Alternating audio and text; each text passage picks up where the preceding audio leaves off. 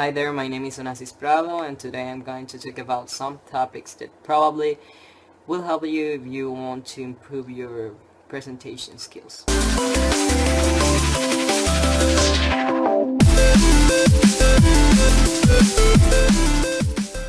I resume this topic has capacity to identify strength in arguments and ideas instead of just search the weakness of theories.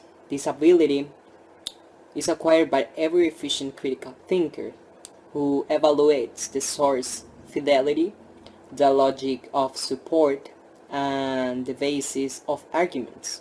There are three keywords in these topics that are assumption, that is an absolute affirmance of truth, even without proofs.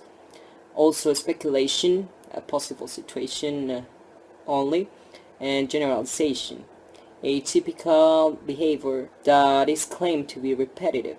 My own example about this is a sentence that I made. The theory of Martin Seligman about happiness is pretty well organized and also has scientific proofs that demonstrate its importance and validity.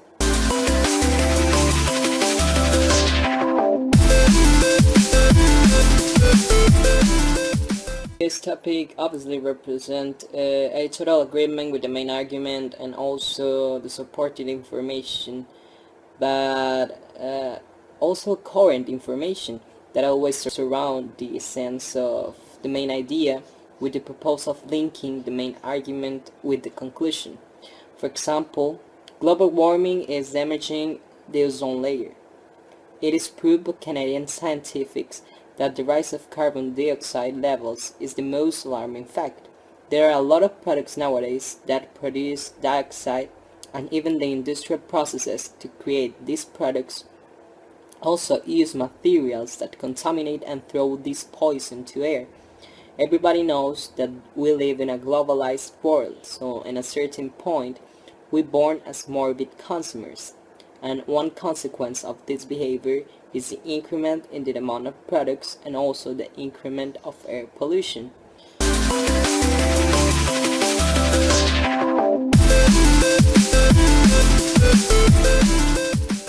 Now I'm going to talk about two terms that are related with an unusual academic discourse.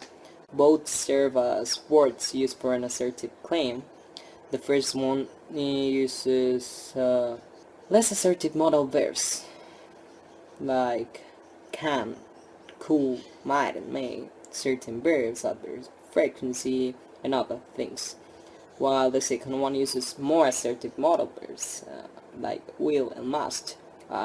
It uses adverbs of probability and other things.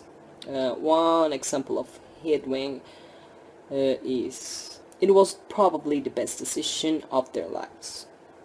And one example of boosting, if one thing is certain, they were very clever by designing that innovative machine.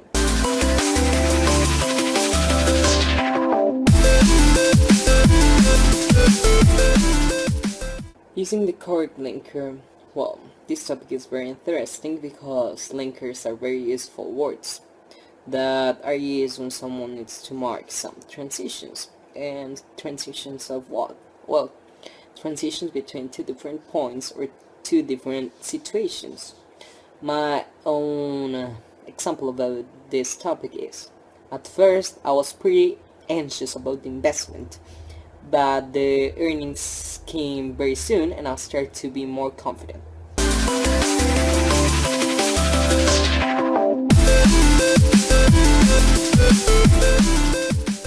This is my favorite topic because catenation is the ability of the fluent speakers to link the final consonant of a word with the opening vowel sound of the following word. For example, it's not the same if I say, I'm glad to talk about that day, instead of, I'm glad to talk about that day.